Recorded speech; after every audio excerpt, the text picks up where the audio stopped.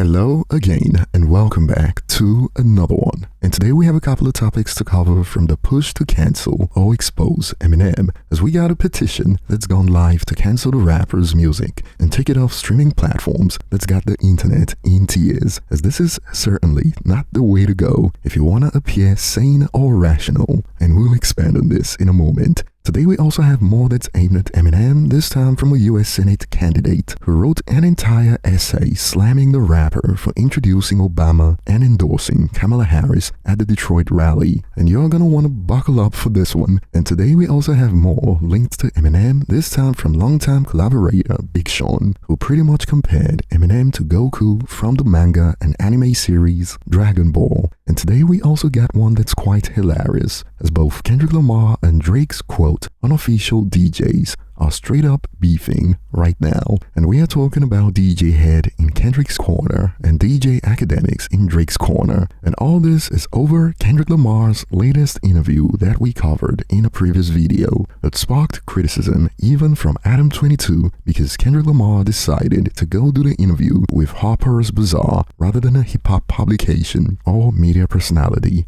And we'll expand on this in a moment. And before we get to it, if you enjoy content like this, hit the like button and let's get it to 1,000 likes in less than 4 hours, and subscribe for more if you haven't. And starting with Big Sean's take on working with Eminem on multiple occasions, he recently shared an interesting insight into Eminem's creation process that's similar to what Akon had to say about his creation process in the past, about how Eminem treats his career. Check out snippets from the Zach Sang show. I got so many stories. Eminem, us being in the studio for the first time. And what'd you learn from Eminem? Man, of what dedication is to be. Eminem is like the biggest rapper in the world. And like he be like in the studio every day. Every day he can be in there. It's like he's dedicated to it, man. He care about rapping like Goku care about fighting, dog. He's like, Eminem is in that, like he in that studio every day, dog. And we were eating Jets Pizza. I like this pillow. We were eating Jets Pizza in the studio watching South Park, and it was the first time we worked in. We did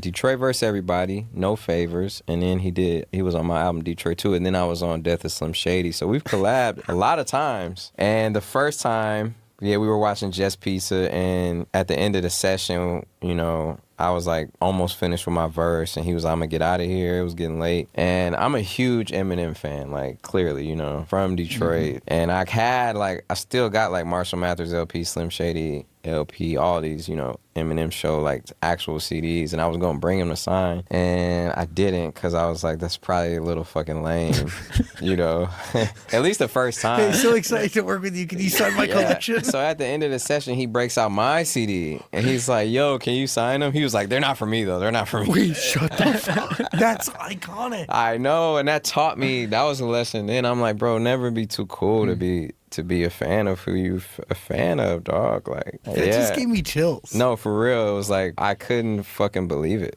I was like, wow, what a guy. But also what a vital piece of information is genuinely just be yourself and appreciate those who have helped you or have made you feel understood by any piece of art they've created. Yeah. And comparing Eminem and Goku is certainly spot on, and this is perhaps the first time I've heard someone break it down like Big Sean did. Goku enjoys training and fighting to the point that he died and still maintained his training regimen even in the afterlife. What?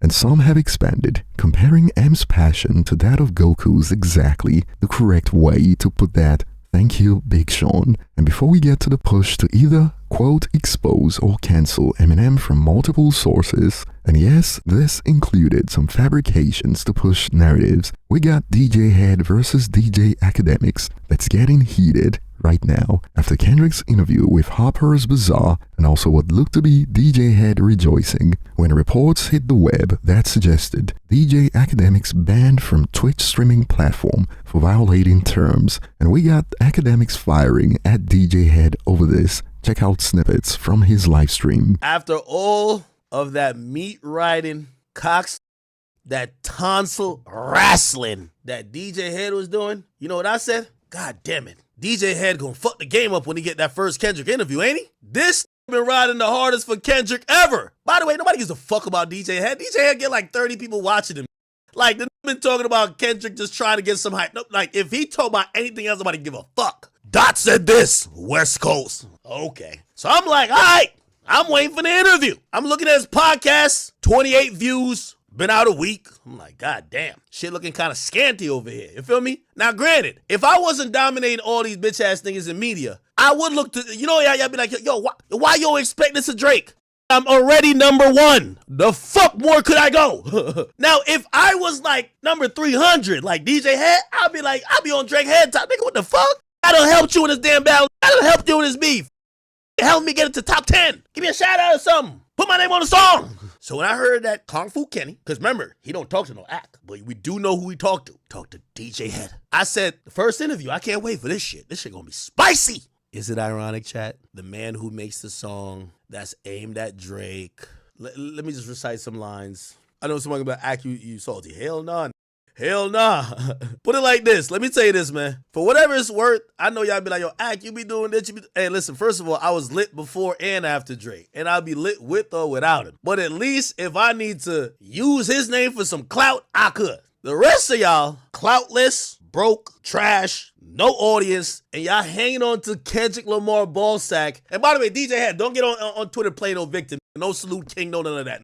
Get your numbers up. I don't fuck with you bro. I don't take no sneakness. By the way, I wasn't gonna mention your ass before, but I'm gonna tell you, I like to not do subliminal hater shit. That's how Kendrick got down with Drake. I just like to keep it 100 and keep it direct. Bitch ass, I don't fuck with you. You trying to be slick, trying to celebrate me getting what you thought was deplatformed. That mean me and you not the same. You ain't like us in the sense of I'm an internet creator. I like to compete. I don't like when people get deleted off a platform. I don't be sitting here. Even Rory and Millie Mo, they trash. But you think I'd be like, yo, delete them, get them banned. So when I seen you comment about a story thinking I was banned, I said, all right, pussy, it's up. Let's go. Because none of you media niggas could fuck with me. None of y'all. So now I get to just clown y'all on the biggest platform. And academics' rant sparked split reaction, as on one end, some believe Ack should be the absolute last person to be talking about meat writing, while on the other end, some believe Ack was right and Kendrick should have done the interview with a reputable hip-hop media personality. Check it out.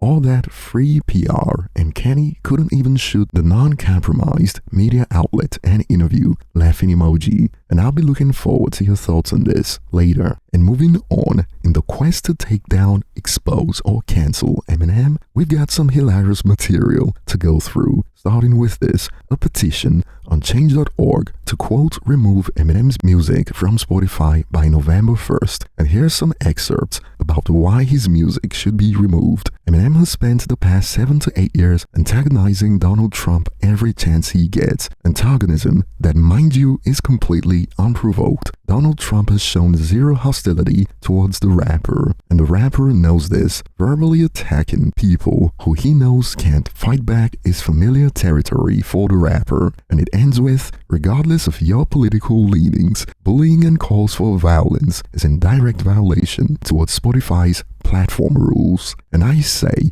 that regardless of your political leanings, this is hilarious, and some fans have added some context to show just how ridiculous this is. These idiots think only America exists. Eminem got fans around the world who don't give a F about American silly politics. And this is that globally in the US type mentality. And we got more, this time trying to expose the rapper as some backstabber. I guess Eminem forgot when politicians were trying to silence and cancel his bum. Donald Trump was showing him love. Of course I'm right.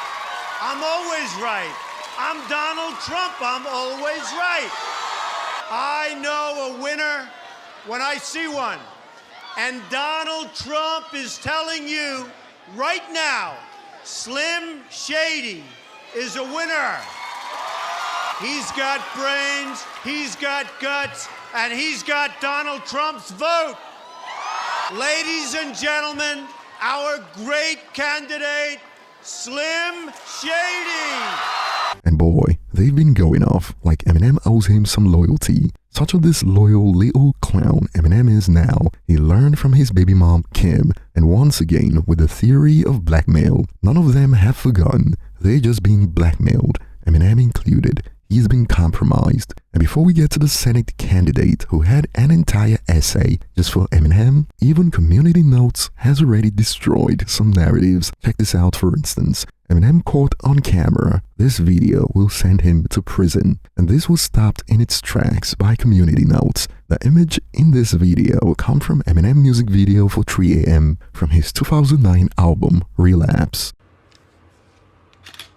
And the US Senate candidate Royce White looks to be genuinely hurt by Eminem's appearance at the Detroit rally. It goes, Eminem riding with the White Dudes for Harris team wasn't on my 2024 bingo card, but it doesn't shock me. Ironically, he made his career and fortune being rebellious of political correctness in his lyrics, specifically with regards to homophobia, among other things. This is yet another example of how profound the power and influence of mainstream media has become. An example how contradictory and hypocritical its spokespeople are. Anybody who made millions from becoming the counterculture provocateur to political correctness that now tells me to vote for the people who want political correctness to the point of constitutionally unjust prosecution is a clown. It is actually surreal in a way. Anybody who grew up in the Midwest metropolitan area, in a city or ghetto, that can't explain to me how the Democrats' platform and proposals bring us prosperity or well-being or ownership, more importantly, step right up and provide the evidence.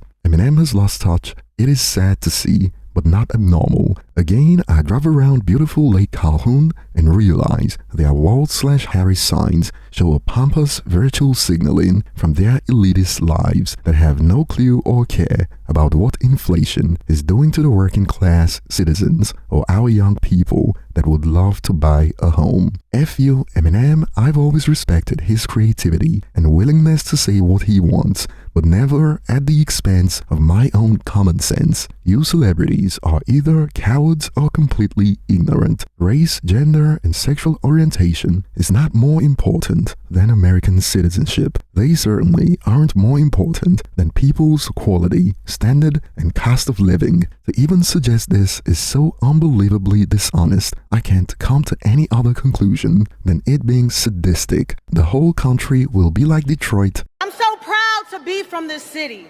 You know, they say if Kamala wins, then the whole country will be like Detroit. Okay? Proud like Detroit. Resilient like Detroit. My dad is from Detroit.